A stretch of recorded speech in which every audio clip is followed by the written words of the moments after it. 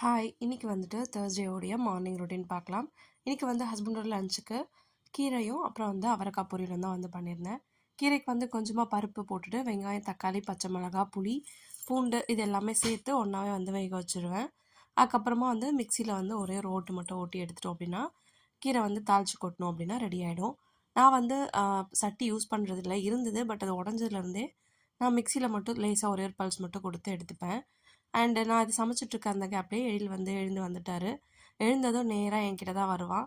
So கொஞ்சம் நேரம் தூக்கி வச்சுட்டு சமைக்க சொல்லியிருந்தான். அதனால் அப்படியே வந்து பண்ணியாச்சு. அண்ட் அதுக்குள்ளே கீரை எல்லாமே ரெடி ஆனதுனால அதையுமே தாளித்து கொட்டிட்டு பொரியலுமே வந்து சைட் பை சைடு வந்து பண்ணி முடிச்சிட்டேன்.